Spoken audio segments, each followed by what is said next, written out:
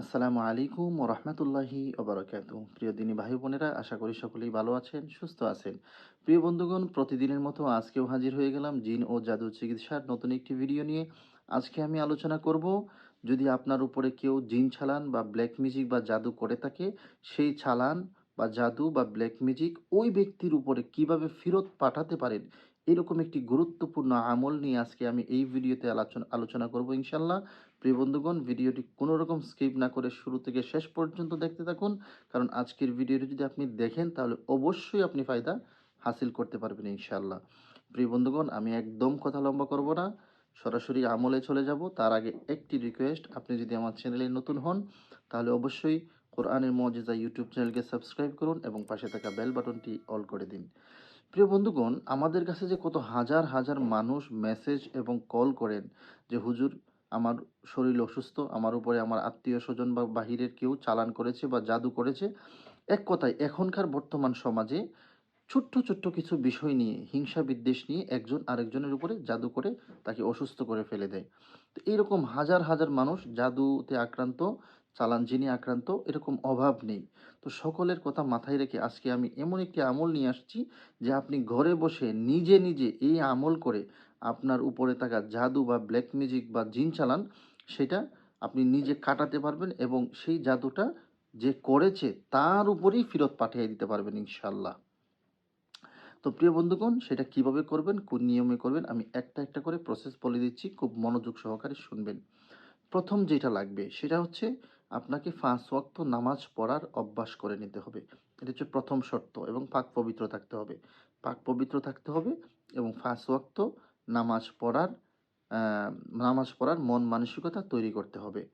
কারণ এটা একদিনে হবে না। যেই পর্যন্ত আপনার শরীর থেকে জাদুটা না খাটবে এবং ওর উপরে গিয়ে অ্যাটাক না করবে, সেই পর্যন্ত এই আমলটা বন্ধ করা যাবে না। এইজন্য ৫ ওয়াক্ত নামাজ পড়ার মন মানসিকতা প্রথমেই তৈরি করতে হবে এবং সর্বক্ষণ পবিত্র থাকার চেষ্টা করতে হবে। এটা হচ্ছে প্রথম। দ্বিতীয় হচ্ছে, প্রথম দিন আপনি ১ গ্লাস পানি এবং ২১ টা লবঙ্গ নিবেন। ১ গ্লাস পানি এবং ২১ টা লবঙ্গ নিবেন। কাজটা কি করবেন সেটা হচ্ছে, লবঙ্গ এবং পানি সামনে রাখবেন। রেখে পবিত্র অবস্থায় বসে দুরূদ শরীফ পাঠ করবেন। মনের ইচ্ছা যে কয়বার পারেন পাঠ করার পরে সূরাতুল ফাতিহা পাঠ করবেন। সূরা ফাতিহা একবার পাঠ করবেন, লবঙ্গ এবং পানিতে একটা ফু দিবেন। ২১ টা লবঙ্গ কিন্তু নিতে হবে। দ্বিতীয়বার আবার পাঠ করবেন সূরা ফাতিহা, লবঙ্গ এবং পানিতে একটা ফু দিবেন। এইভাবে ২১ বার সূরা ফাতিহা পাঠ করবেন এবং একটাকে একটা করে ফু দিবেন পানি এবং লবঙ্গের উপরে।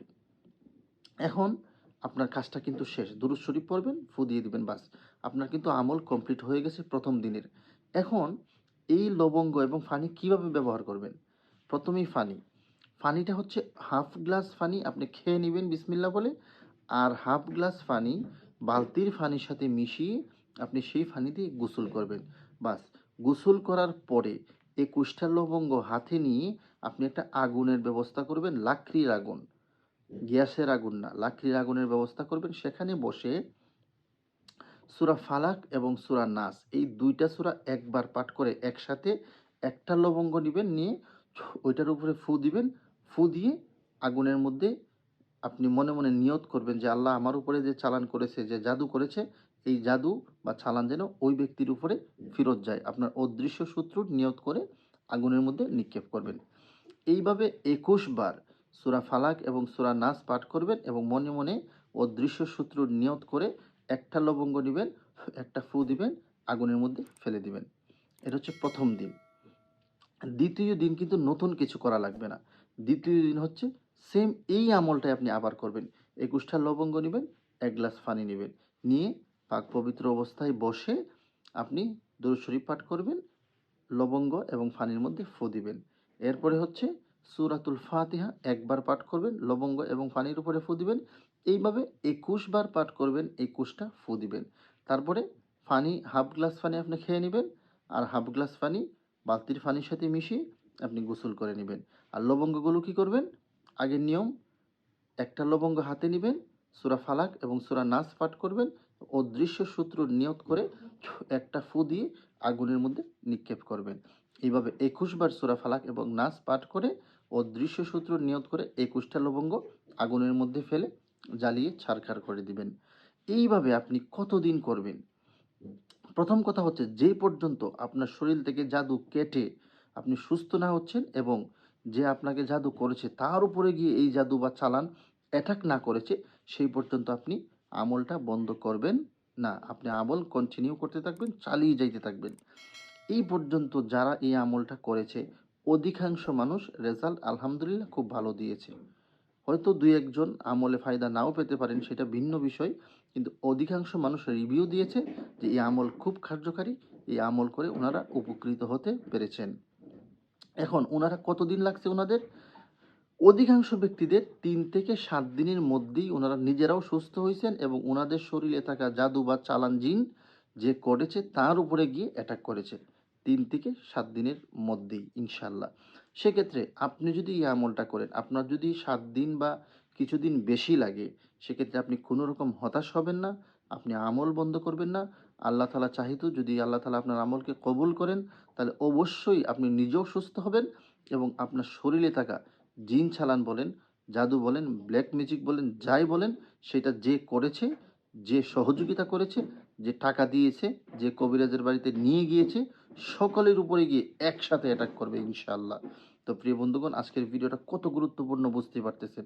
সেক্ষেত্রে অবশ্যই ভিডিওটা একবার দেখে যদি না বোঝেন, তাহলে বারবার দেখে ভিডিওটা ভালো করে বুঝে শুনে তারপরে আমলটা করেন। আর যদি কোনো জিনিস বুঝতে অসুবিধা হয়, তাহলে কমেন্টস করেন। হয়তো আমি বুঝিয়ে নাও বলতে পারি। সেই ক্ষেত্রে একটা কমেন্টস করেন, আমি আপনার কমেন্টের রিপ্লাই দিয়ে দিব। আমি আপনাকে নিয়মটা বলে দিব ইনশাআল্লাহ। তো প্রিয় বন্ধুগণ, চলে যাওয়ার আগে আবার রিকোয়েস্ট করতেছি, আপনি যদি আমার চ্যানেলে নতুন হন, তাহলে অবশ্যই কোরআনের মুজিজা ইউটিউব চ্যানেলকে সাবস্ক্রাইব করুন এবং পাশে থাকা বেল বাটনটি অল করে দিন। আর যদি এই ভিডিওটা আপনি ফেসবুক পেজে দেখে থাকেন, তাহলে অবশ্যই কোরআনের মুজিজা ফেসবুক পেজকে লাইক ও ফলো করে আমাদেরকে অবশ্যই উৎসাহিত করবেন ইনশাআল্লাহ।